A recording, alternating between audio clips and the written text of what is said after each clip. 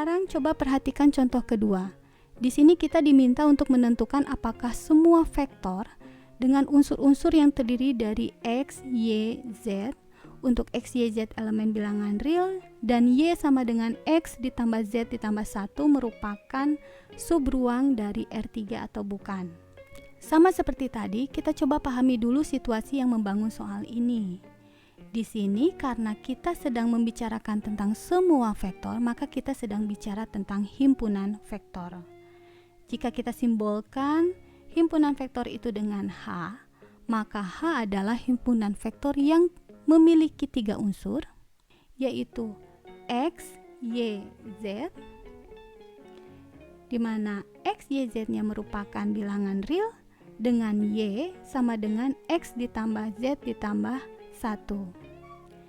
Pada tahap ini, ada baiknya kita bisa melihat lagi konteks di balik penyimbolan X, Y, dan Z ini.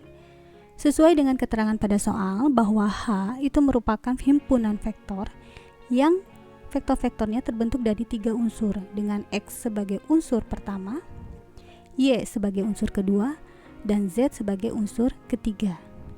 Kalau begitu, berarti keterangan Y sama dengan X ditambah Z ditambah 1 ini memiliki makna bahwa unsur kedua pada vektor yang ada di H itu harus merupakan penjumlahan antara unsur pertama dan unsur ketiga pada vektor tersebut lalu ditambah dengan 1. Kalau gitu, berarti H ini bisa juga dituliskan sebagai himpunan vektor yang terbentuk dari 3 unsur seperti ini dengan unsur keduanya merupakan penjumlahan antara unsur pertama dengan unsur ketiga lalu ditambah 1. Kemudian di sini yang ditanyakan itu apakah H merupakan subruang dari R3. Untuk itu kita tahu bahwa H merupakan subruang jika memenuhi 3 kondisi berikut, yaitu ada vektor 0 di H, lalu dia juga tertutup pada operasi penjumlahan dan tertutup pada operasi perkalian skalar. Sekarang kita mulai dengan menunjukkan ada vektor 0 di H. Sama seperti pada contoh 1, di soal contoh 2 juga tidak diberitahukan secara spesifik operasi penjumlahan dan operasi perkalian skalar yang didefinisikan di H-nya itu seperti apa. Karena itu, kita bisa langsung simpulkan bahwa kedua operasi yang didefinisikan di H ini merupakan operasi-operasi standar. Terus karena H itu ada di R3, maka pada saat kita akan menunjukkan ada vektor 0 di H, vektor 0 tersebut harus mengikuti standar vektor 0 yang ada di R3, yaitu unsur-unsurnya bernilai 0 semua. Berdasarkan keterangan pada soal, kita tahu bahwa vektor-vektor yang ada di H itu harus mengikuti pola di mana si vektornya itu harus terdiri dari 3 unsur, dengan unsur pertamanya bebas berapa saja, di sini disimbolkan dengan X, lalu unsur keduanya merupakan penjumlahan unsur pertama dengan unsur ketiga ditambah dengan 1, sedangkan unsur ketiganya itu bebas berapa saja, di sini disimbolkan dengan Z. Kalau gitu, vektor 0 yang ada di H juga harus mengikuti pola seperti itu. Namun karena operasi-operasi yang didefinisikan di H merupakan operasi standar, maka vektor 0 yang ada di H harus mengikuti pola standar vektor 0 yang ada di R3, sehingga unsur-unsurnya harus bernilai 0 semua.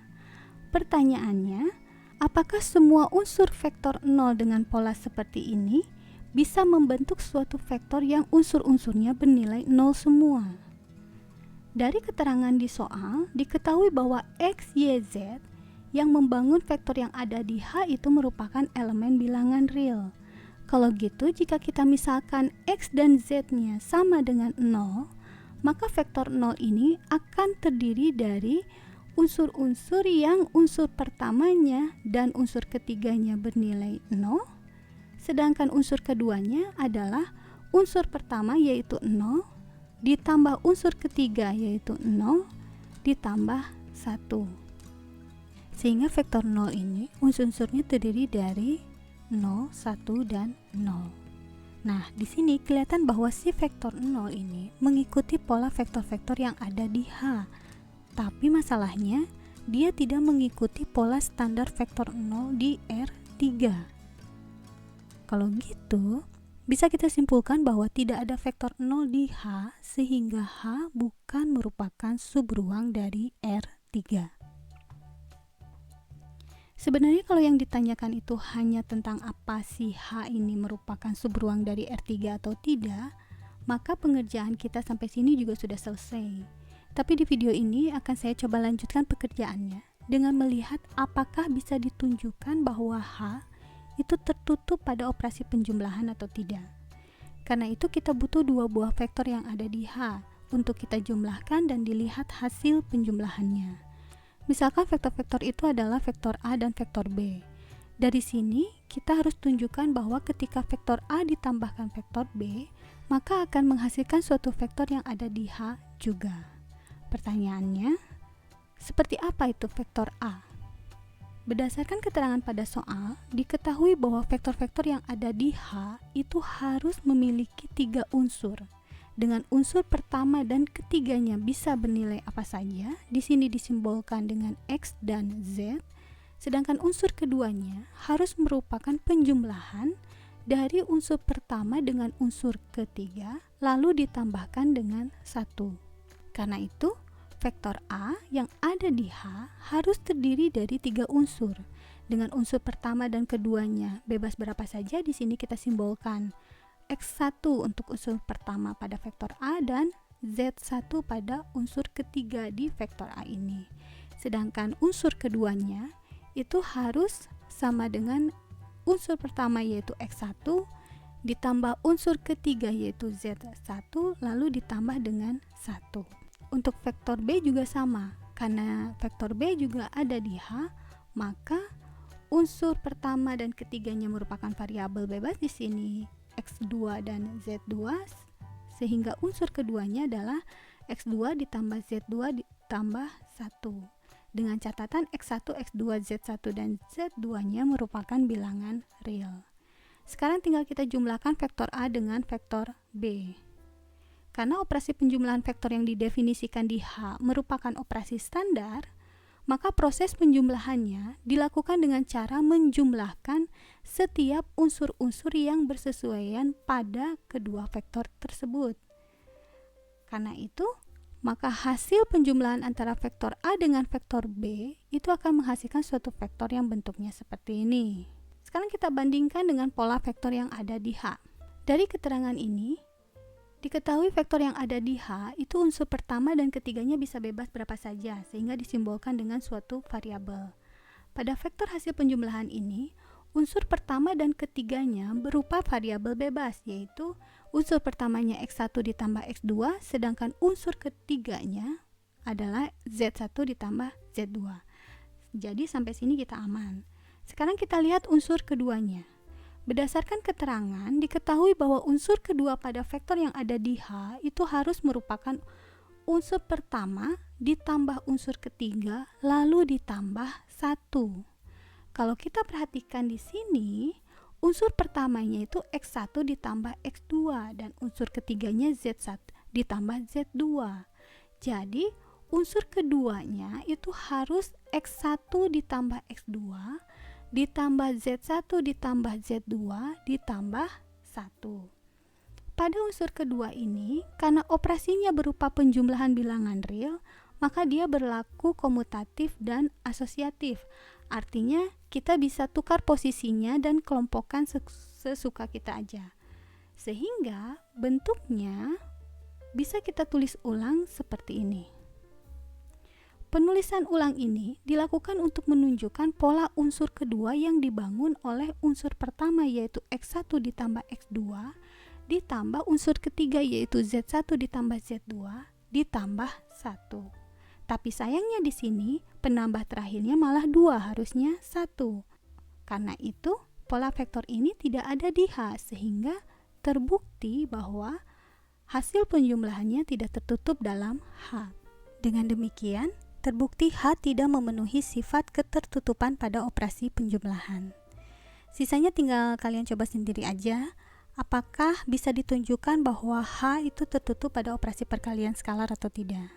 Penyelesaian soal pada contoh 2 ini sebenarnya bisa dilakukan dengan berbagai macam cara.